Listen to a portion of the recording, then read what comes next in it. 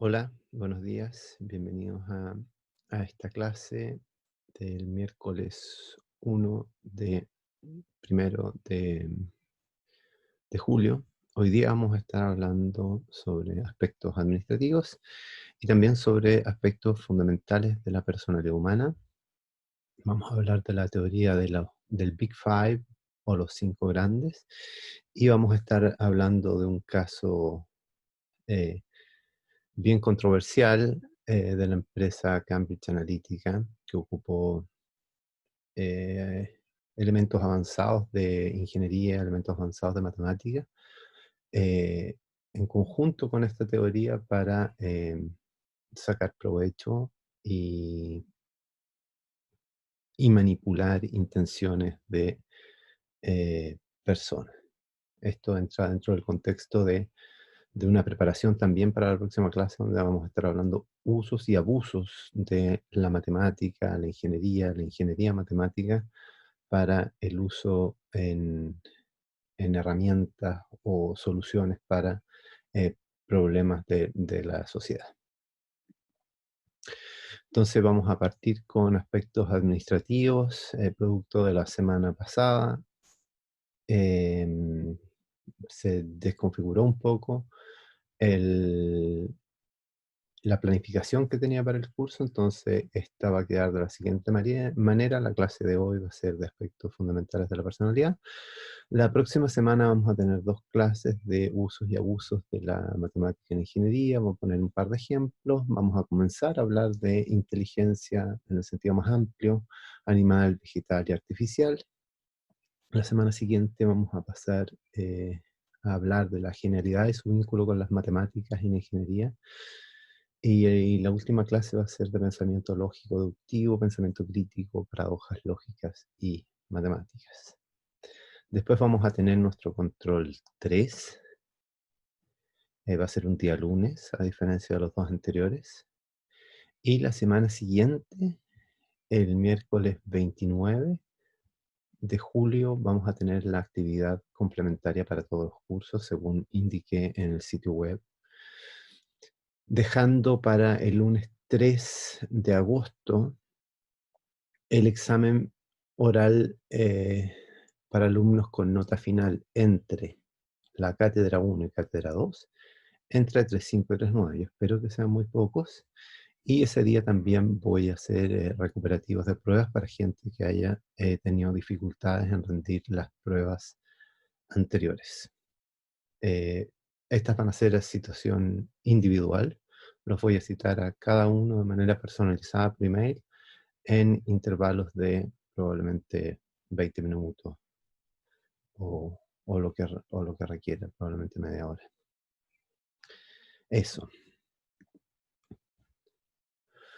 Repito que ya efectivamente puse las indicaciones de la actividad complementaria en el sitio web.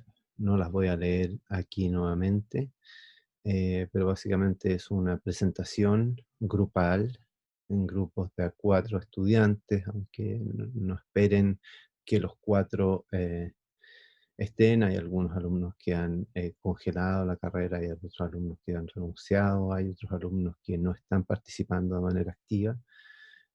Así que eh, en algún sentido hay que, no todos los grupos van a tener 4 alumnos de manera efectiva, pero en principio son 4 alumnos.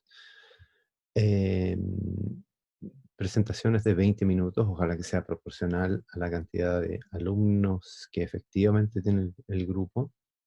Tienen que hablar con propiedad, aportando también su propia perspectiva sobre algún tópico de los que tratamos en clase. Yo sugiero estos que están acá, pero incluso pueden hablar de si les interesa el tópico que voy a tocar hoy, si es que me lo hacen saber a tiempo, que quieren cambiar su tópico, no hay ningún problema. Pero yo les recomiendo que empiecen a trabajar lo antes posible. Tienen aproximadamente un poco más de un mes para preparar estos 20 minutos.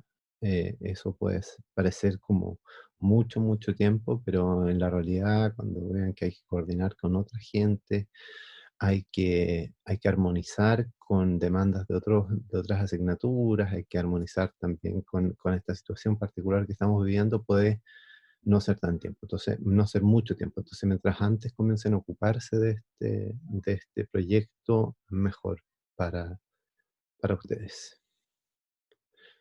Ahí están los grupos, no voy a repetir los nombres, no tiene ningún sentido. Y bueno, dejé un par de indicaciones finales, ¿cierto? Sobre el proceder de, este, de esta evaluación. También dejé una rúbrica de la pauta de evaluación para que preparen también la presentación en, en armonía un poco con esa forma, con la forma en la cual voy a evaluar. Hay una componente grupal y hay una componente individual también. Y, y bueno, dejé un PowerPoint del formato oficial de la universidad para que empiecen a familiarizarse con ese tipo de formalidades en las entregas. Y bueno, les deseo que les vaya muy, muy bien. Entonces, bueno, comencemos con la clase propiamente tal del día de hoy, que es sobre los aspectos fundamentales de la personalidad humana. Bueno, estos son tópicos que primero podrían llamar la atención de por qué incluir este tipo de tópicos en un curso de introducción a la ingeniería matemática, ¿cierto? Donde se supone que es algo un poco más desprovisto de esta perspectiva más del ser humano y más bien son aspectos mucho más técnicos lo que hacen andar los proyectos de ingeniería, pero esto no es verdad. Em, si se ponen a pensar en matemática, hay grandes figuras que han pasado a la historia por resultados que han tenido en esta disciplina, ¿cierto? Y nos pasamos gran parte del semestre discutiendo sobre esas personalidades, porque bueno, son capaces de desarrollar por sí mismos eh, ideas y proyectos que se completan con esas ideas. Los grandes proyectos de la ingeniería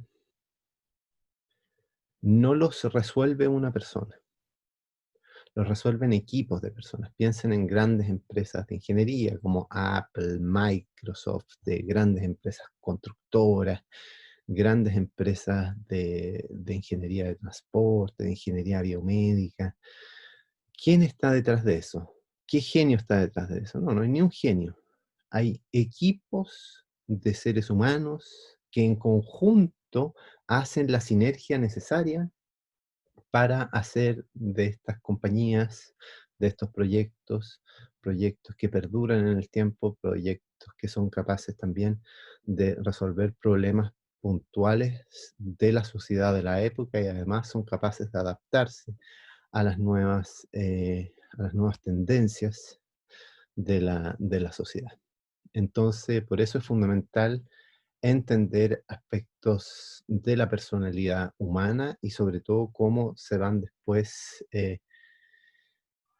y cómo van interactuando entre ellos para generar efectos sociales o efectos de, de sinergias que pueden ser útiles para compañías y también efectos de redundancia, o sea, cuando mucha gente se une, no necesariamente es mejor para la sociedad ni ni para las compañías, digamos. Las compañías no pasan a ser más eficientes ni mejores por tener más gente, sino por tener la gente adecuada que interactúa de la manera adecuada.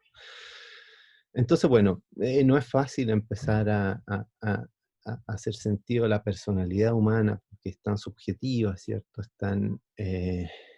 Cada uno tiene sus propias experiencias y intentar hacer sentido teórico del cómo se desarrollan y cuáles son los factores fundamentales de la personalidad humana es un enorme desafío, pero se ha abordado desde una perspectiva científica y han habido muchas teorías. Hoy día yo les voy a presentar una, que es la teoría de de los grandes cinco, Big Five, que sigue siendo controversial, pero sigue siendo también muy útil para hacer diagnóstico y para hacer sentido también de los aspectos fundamentales de la personalidad humana. Entonces, bueno, ¿cómo llega esta teoría de los cinco grandes a ser la teoría preponderante el día de hoy para hacer sentido justamente de los rasgos de la personalidad? Bueno, llega como una evolución de ideas anteriores, las ideas de Gordon Allport, por ejemplo, una teoría muy compleja de 4.000 rasgos de personalidad aproximadamente. Después de Raymond Cattell, de 16 factores de la personalidad, y después de Hans Eysenck, de 3 factores de la personalidad.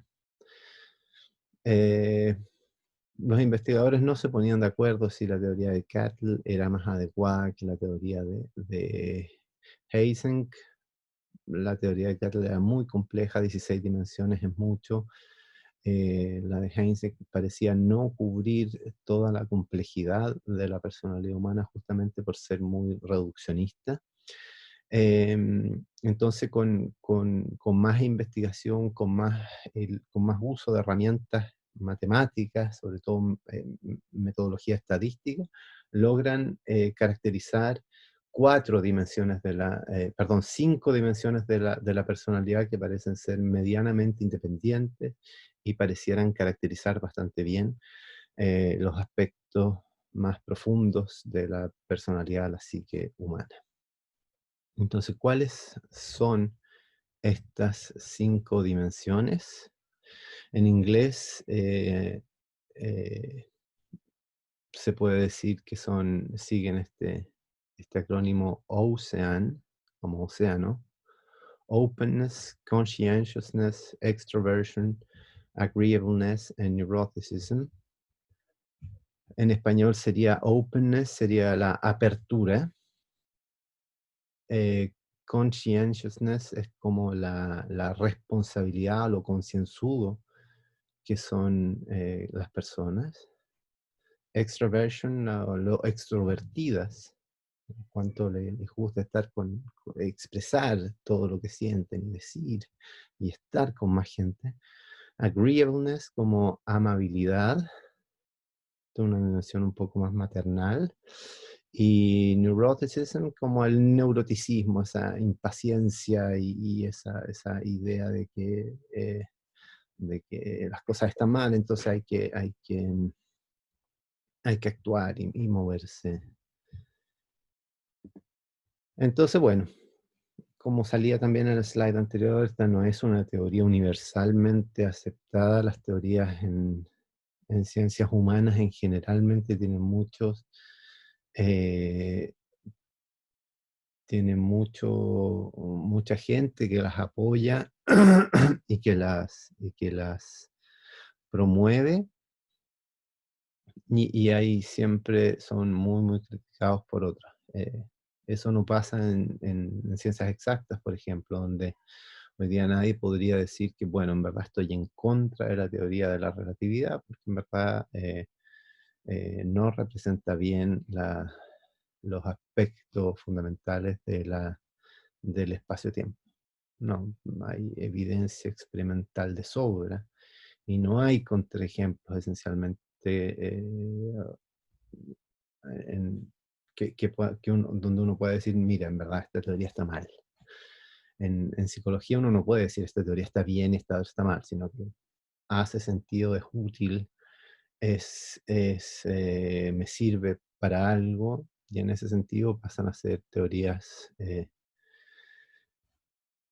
más válidas que otro en un contexto particular del estado de evolución del conocimiento de la sociedad de la época, ¿cierto? No les quepa ni una duda que este modelo Big Five que hoy día es tan útil en algunos contextos, en 100 años más no lo será, y habrán otras teorías y otras dimensiones que tal vez hagan mucho más sentido para explicar cuáles son los factores fundamentales de la personalidad en, en muchos años más. Entonces vamos a ver un poco más en detalle cada una de estas dimensiones. ¿Qué es la apertura? Esta apertura es una dimensión que caracteriza la imaginación, la intuición, personas con tendencia a amar los viajes, el conocer cosas nuevas, tener nuevas experiencias, descubrir aspectos nuevos del intelecto propio y el de los demás, muy aventureras. Pero bueno, esta es una dimensión en el sentido que uno puede tener una alta apertura, una muy baja apertura. ¿Qué quiere decir baja apertura? Personas que no les gusta el cambio, por ejemplo, están bien donde están y les cuesta mucho salir de la casa, de la comuna, de la ciudad y del país. Les cuesta mucho. Están muy, muy cómodos en su metro cuadrado, en su hogar, en su empresa, en su familia. Se resisten a nuevas ideas, están muy conformes con su religión, están muy conformes con su pensamiento político, están muy conformes se resisten a nuevas ideas, todo lo que es, pero has pensado esto de otra forma, no, no, no, esto es lo que está bien, esto es lo que está bien, yo estoy convencido y esta es una dimensión como de cerrado, digamos, ¿cierto?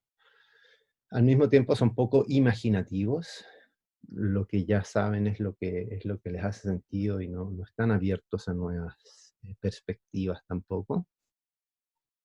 Y tampoco les gustan los conceptos muy abstractos y teóricos. Es la gente que ama lo abstracto, lo artístico o lo teórico, normalmente son dimensiones más propias de la apertura. Uno esperaría que un matemático, por ejemplo, sea mucho más abierto en esta dimensión, ¿cierto? Como a ir a enfrentar lo desconocido, ir a investigar sobre cosas nuevas. eh, pero bueno, en todas estas dimensiones no hay ni bien ni mal, no es que esté bien ser muy abierto y esté bien ser muy cerrado, y tampoco está bien estar al medio. Esto es muy dinámico y es muy propio de la personalidad de cada uno. Uno puede sacar mucho provecho siendo bien cerrado, uno puede hacer mucho provecho de su personalidad siendo muy abierto también, depende del contexto en el que se dan cada una de las circunstancias. Responsabilidad, esta es una traducción que no me gusta mucho de conscientiousness, personas más concienzudas, ¿cierto? Este sentido de la responsabilidad un poco más militarizante en algún sentido, que, que, que, que, que sintetiza mejor esta dimensión de conscientiousness en inglés. Controlan mucho los impulsos, tienen muy claros los objetivos. Yo voy a hacer esto y eso es lo que hacen, no se distraen en el camino, siguen reglas muy estrictas, pasan mucho tiempo preparándose, entrenándose, eh, son muy concentrados, muy, muy eficientes a la hora de empezar lo que empiezan y terminar lo que empiezan. Prestan mucha atención a los detalles y también son menos tolerantes, por ejemplo, a los cambios de horario, cambios de lugar. Les gusta todo muy, muy, muy, muy ordenadito. Eh, por el contrario, por eso no me gusta mucho la contraparte de esta responsabilidad, no es irresponsabilidad. Claro, no le gustan los horarios ni las estructuras tan fijas, pero eso no quiere decir que uno sea responsable. Uno puede ser, no gustarle o no sentirse cómodo con horarios fijos y estructuras muy, muy fijas, pero eso no quiere decir que uno sea irresponsable. Son bastante desordenados, eh, dilatan muchas veces las tareas, les cuesta completar les cuesta completarlas, les cuesta finalizarlas. Entonces, nuevamente hay dos extremos acá. Un extremo que puede llegar a ser militarizante en algún sentido, y eso no, no necesariamente es bueno para un amplio rango de profesiones. Sin duda, para ser militar, tener un exceso en este rasgo está muy bien, te va a ayudar mucho a desarrollarte en ese mundillo. Sin embargo, claro, esto no te va a servir de nada si es que uno es artista. Y bueno, nuevamente, estoy pensando en profesiones, pero no necesariamente ustedes tienen que pensar en profesiones, piensan en vida familiar, piensan en vida de sociedad, em, porque esta es una teoría mucho más amplia que profesiones. Entonces, la extraversión, esta gente que le gusta, esta gente que está sufriendo mucho, por ejemplo, ahora en la cuarentena. Son sociables, asertivas, les gusta expresarse en grupos de gente, les gusta ser centro de atención, les gusta, son hábiles para comenzar conversaciones, por ejemplo. Llegan a un grupo y no conocen a nadie y se presentan al tiro, dicen, qué sé yo, está lindo el día y ahí parten de manera muy, muy natural, digamos. Hay otra gente que le cuesta mucho eso. Disfrutan conocer gente nueva, llega alguien nuevo al trabajo y van a conversar, le preguntan de toda su vida, se hacen nuevos amigos, se hacen amigos de los amigos. em, Muchas veces son muy impulsivas, entonces dicen cosas y después se arrepienten, porque claro, tienen este impulso muy natural de hablar y hablar y hablar, y a veces no necesariamente filtran tanto lo que dicen, y por qué decía que esta gente que está sufriendo mucho ahora en la cuarentena, porque esta gente que saca energía de la interacción con otras personas. Hay otros que le pasa todo lo contrario, digamos. Van a una reunión social y después se tienen que ir a dormir una siesta, porque están exhaustos. Están exhaustos de toda esta gente que llega y no lo conocen y pierden control. Entonces, qué sé yo, se sienten muy, muy incómodos en situaciones sociales. Esta gente prefiere la soledad, estar solo y leer un libro y estar ahí perdido en sus pensamientos, perdido en su mundo interno, digamos. Les cuesta mucho iniciar conversaciones. Situaciones sociales prefieren quedarse calladas, no conozco a este tipo, me quedo callado, está bien. Si el otro tipo no me pregunta nada, yo no me voy a mover antes que eso pase. Cuando les toca hablar, te sienten muy, muy incómodos, empiezan a transpirar, bueno, no les gusta ser centro de atención, no les gusta que el resto lo miren, también en su cabañita solo leyendo. Eh, También son más meticulosos a la hora de hablar, hablan menos. Y bueno, este nuevamente es un aspecto de la personalidad y es importante que cada uno aprenda a situarse en estos dos extremos. Nuevamente aquí pongo estos dos extremos, pero la mayoría de la gente está entre medio de estos dos extremos, y es importante saber si sus compañeros de trabajo, sus compañeros de universidad, sus profesores, digamos, también es útil saber en qué parte del espectro se encuentran con respecto a esta dimensión, pero con respecto a todas las dimensiones. La dimensión de la amabilidad em, es una dimensión, como les decía, tal vez que toma un aspecto más maternal, ¿cierto? Un interés genuino por el otro, una preocupación, una empatía, o sea, sentirse el otro con todos sus sufrimientos, con todas sus penas y también con todas sus alegrías. Les gusta ayudar a contribuir, son gente mucho más solidaria, que, como decía, empatizan y se interesan de manera genuina por el otro, asisten, están constantemente ofreciendo su ayuda en tiempo, energía, dinero, distintas manifestaciones de ayuda, son muy cooperativas. Y bueno, lo contrario, que es ser muy bajo en esta dimensión, bueno, es ser mucho más centrado en el individuo, centrado en un poco más en el egoísmo. Yo, mi carrera, y si tengo que pasar por encima del otro para yo tomar el puesto de él, lo voy a hacer. Si es que tengo que hacer alguna trampita para que mi colega le vaya peor que yo, lo voy a hacer.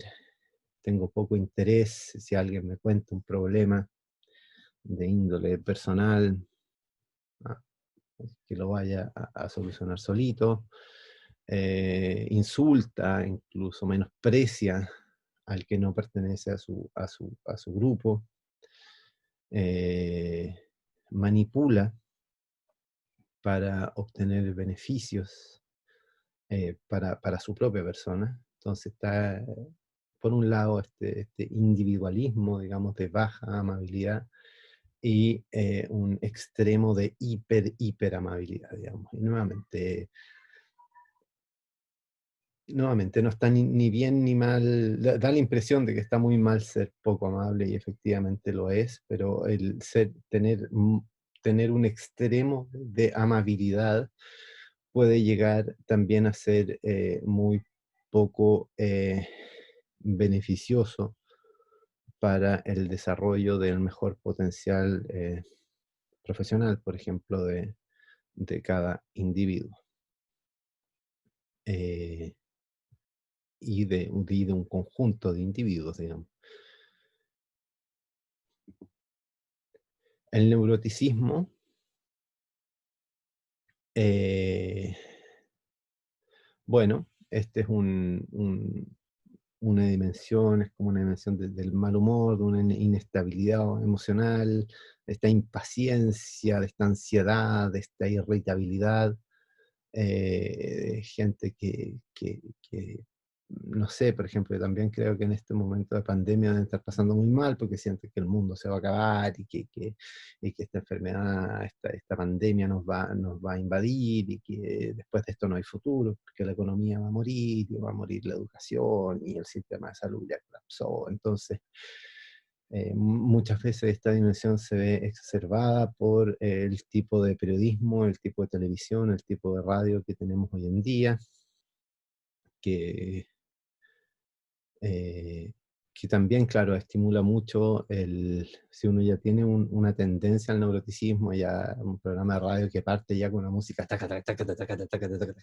murieron tantas personas, y guerra en no sé dónde, y taca, taca, taca, taca.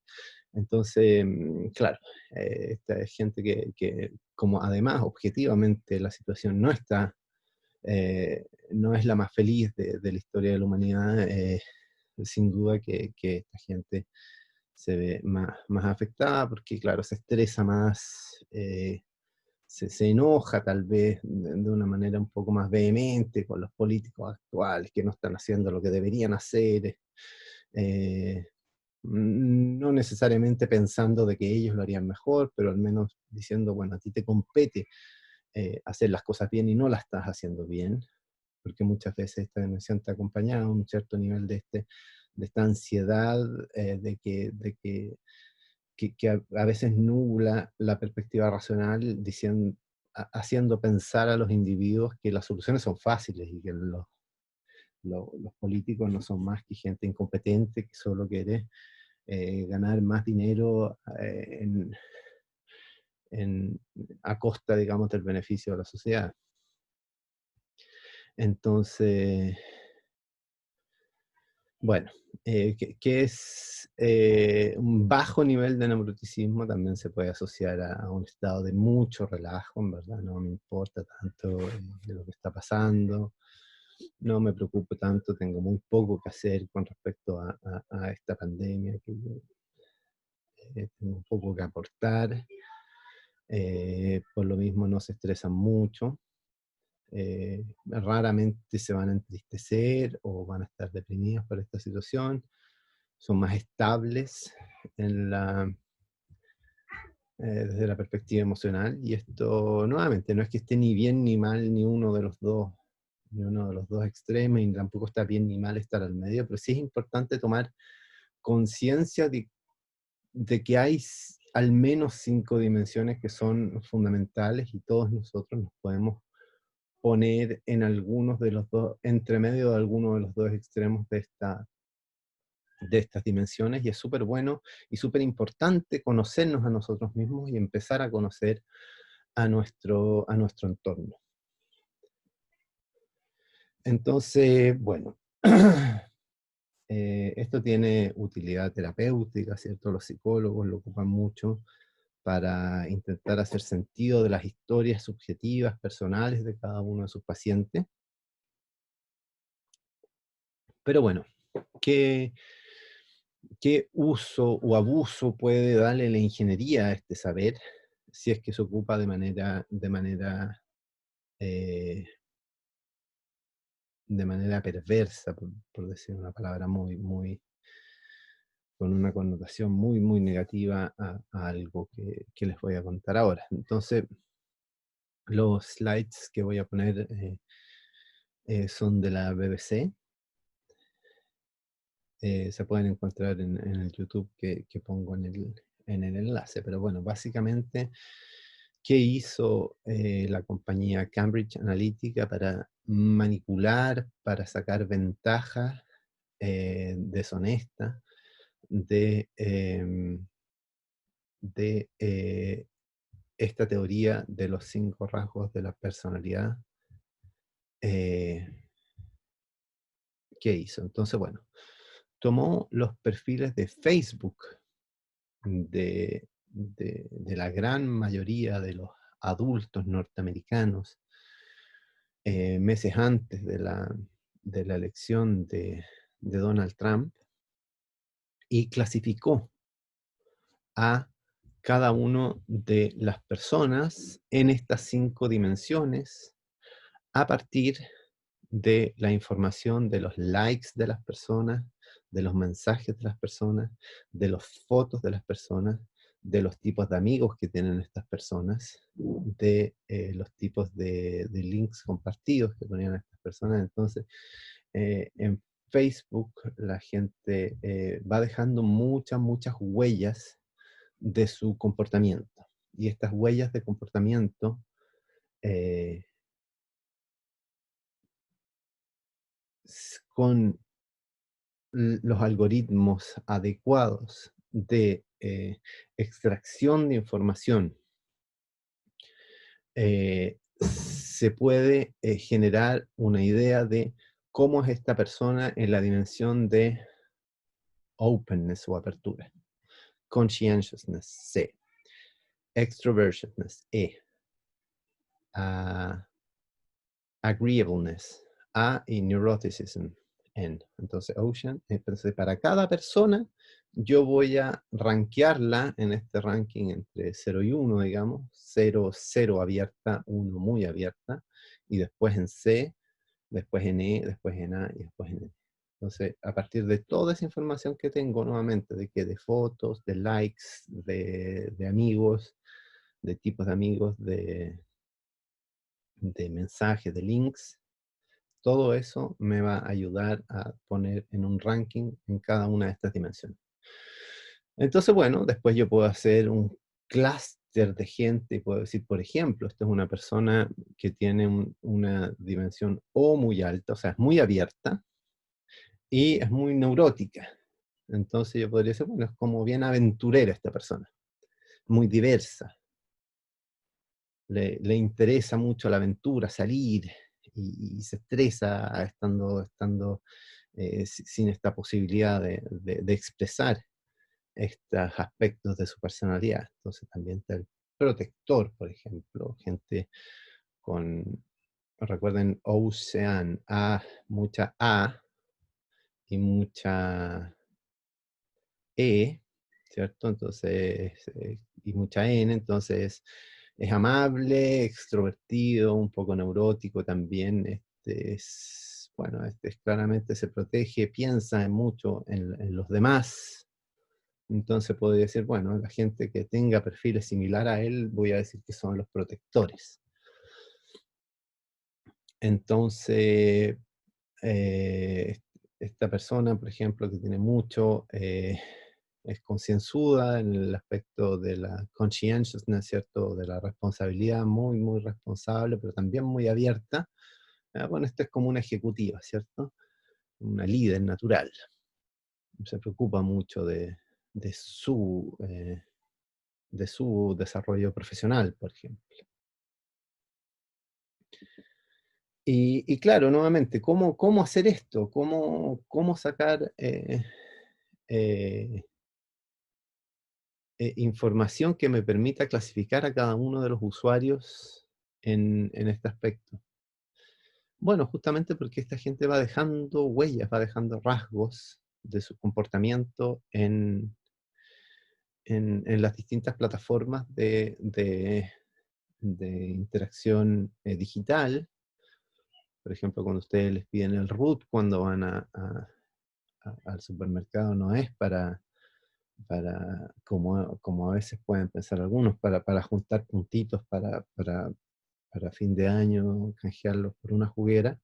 No, ellos están tratando de sacar información. Usted que tiene tanta edad, que tiene tal sexo, que vive en tal lugar, usted tiene una conducta de consumo de este tipo.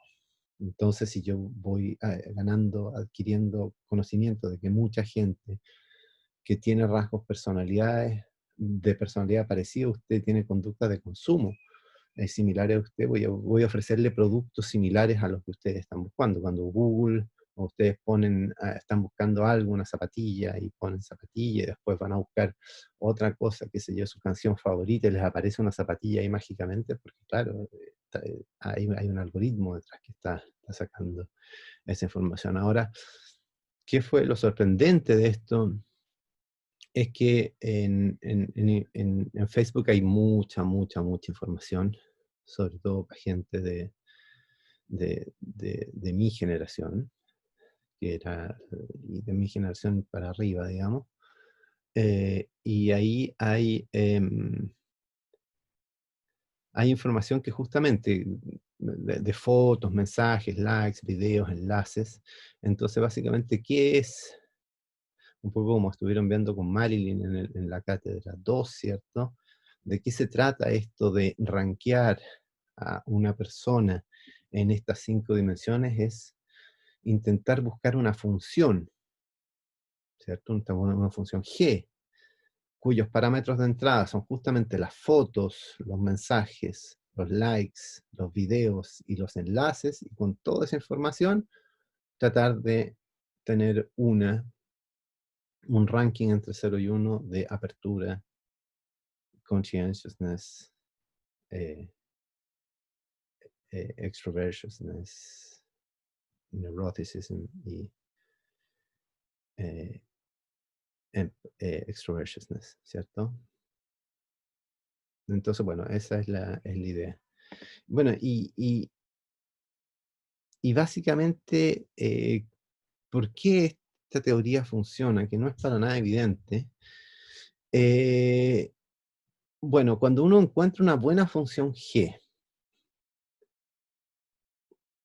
uno puede decir, bueno, puedo hacer un buen diagnóstico de los 5 aspectos de la personalidad de cada persona solo a partir de 10 likes. Y fíjense que si es que uno hace un análisis completo de, de, de los 5 rasgos de la personalidad de tal persona, por ejemplo, yo voy a pedirle a mis compañeros de trabajo, o sea, yo como psicólogo, te voy a decir, ok, clasifiquen ustedes, compañeros de trabajo, gente que ven todos los días ustedes, clasifiquen en estas 5 dimensiones eh, a Juanito, que es su compañero de trabajo. Ok, lo van a hacer y van a tener, básicamente se va a hacer un promedio y se va a hacer, va a tener un ranking en cada una de estas 5 dimensiones. Después le van a pedir a un psicólogo profesional que haga un análisis, un análisis mucho más preciso para poner exactamente cuánto tiene esta persona en cada una de estas dimensiones. Entonces vamos a decir que ese es el real. Tenemos el de los compañeros de trabajo, el promedio de los compañeros de trabajo, y tenemos este algoritmo que también rankeó en las 5 dimensiones a esta persona. Entonces tenemos el análisis profesional hecho por el psicólogo, una entrevista muy larga para saber cuál realmente son los índices en cada una de las 5 dimensiones. Tenemos el análisis hecho por los compañeros de trabajo y tenemos el algoritmo. Y este algoritmo, con solo 10 likes de esta persona, ya es mejor que el de los compañeros de trabajo. Gente que te ve todos los días, con el cual tú trabajas todos los días, interactúas todos los días. Con este mismo análisis, con 150 likes, es mejor que tus propios padres a la hora de hacer este análisis de estas 5 dimensiones. Y este análisis, con 300 likes, o sea, si este usuario tiene al menos 300 likes, este algoritmo es mejor que tu pareja sentimental, emocional de muchos años, dicho sea de paso, tu esposa de hace 20 años, o tu esposo, que realmente te conoce, o sea, es la persona que más te conoce. Entonces es un muy, muy buen algoritmo, es un muy buen predictor de estas cinco dimensiones, sobre todo, y que ya empieza a funcionar más o menos bien con 10 likes. Ahora, si tengo 300 likes, eh, genial, voy a hacer una muy buena predicción. Entonces, básicamente, ¿de qué se trata esto? El mismo cuento de todos los algoritmos estadísticos, de todos los algoritmos eh, de Machine Learning. Mientras más datos tengo, mejor. Yo no voy a tener una buena predicción de cuál va a ser el próximo presidente si es que yo le pregunto solo a mi vecino y a mis compañeros de colegio, ¿no? Muy, muy cercado, mismo barrio, mismo sector socioeconómico, mismo tipo de educación. Necesito hacer tengo que tener muchos más datos y ojalá mucho más heterogéneos. Entonces, ¿qué es lo que nos está diciendo? Que con muchos datos mucho mejor, pero ojo, que con pocos datos ya lo hace bien. Entonces, como les decía, cómo esto se ocupó para sacar ventaja electoral en la campaña de Donald Trump en Estados Unidos, pero no solo la de Donald Trump en Estados Unidos, también es la de Bolsonaro en Brasil, la de Macri en Argentina. Bueno, ocuparon los perfiles de cada adulto norteamericano que podía votar. Las elecciones en Estados Unidos son un poco más complejas que acá, son por distritos, por representantes, pero esencialmente mientras más información tienen de cada usuario, de cada adulto, es mucho mejor. Entonces rankearon, clasificaron a cada persona, a cada usuario de Internet, digamos, a cada votante que estaba en Facebook, en estas 5 dimensiones. Entonces, ¿para qué ocuparon estas 5 dimensiones? Voy a poner un ejemplo. Un ejemplo es en la ley de uso de armas, que siempre se debate si se deja o no, qué modificaciones se hacen para,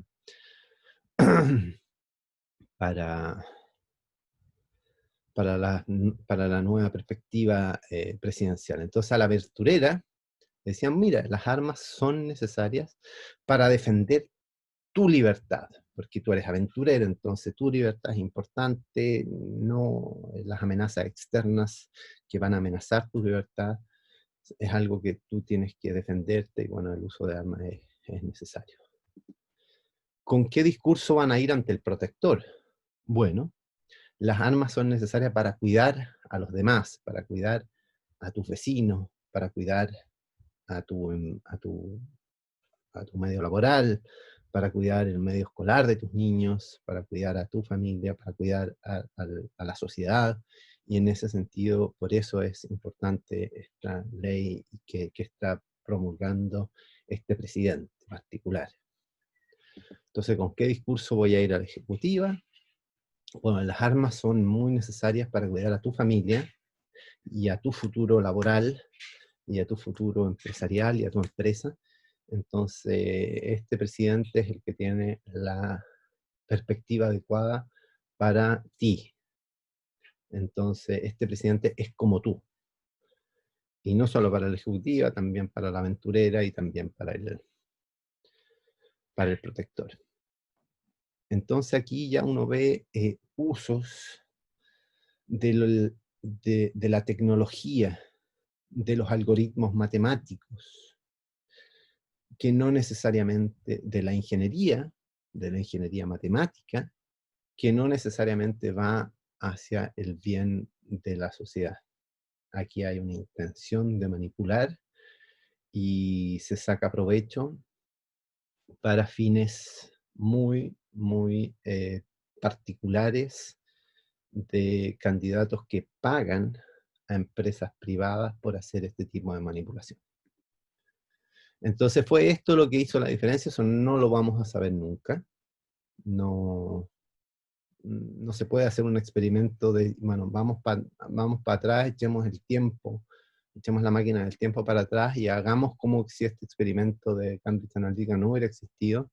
Eso no se puede saber, pero hay muchas razones que hacen pensar que sí hubo que sí jugó un rol fundamental en la tendencia final que hizo que Donald Trump sea el presidente de Estados Unidos hoy.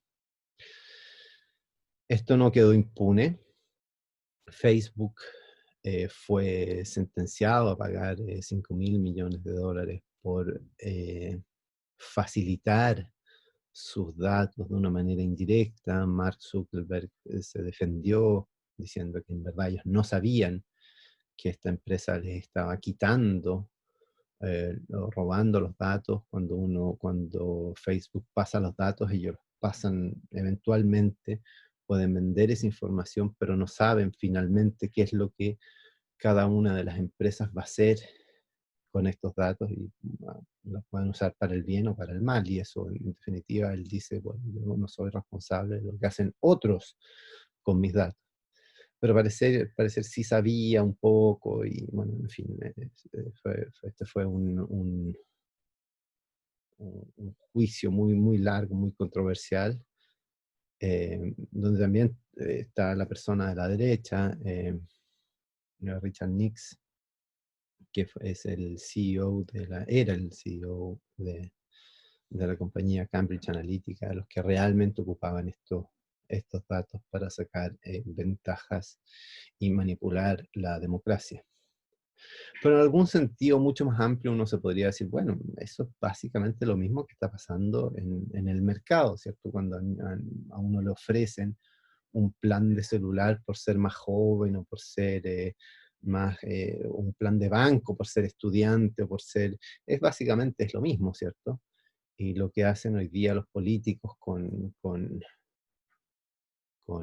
Twitter va un poco en la misma línea, digamos. No estoy tratando de tener ni un juicio de valor de que está bien o que está mal o qué tendencia es la que está haciendo esto de una manera más correcta, más transparente y cuál otra no. Sin embargo, estoy diciendo el mensaje final que quiero poner para esta clase es que usos de la tecnología y de la algorítmica matemática para fines, eh, para fines perversos sí es posible, pero también lo es para fines del uso y el bien público. Y esa dimensión tiene que estar muy presente. No por tener un uso de la tecnología, de la matemática, vamos a estar haciendo un bien necesariamente a la sociedad. Hay que tener este aspecto de la ética profesional, de la ética personal también, muy presente en cada proyecto de ingeniería que nos toque abordar. Bueno, quedemos hasta aquí. Muchas gracias.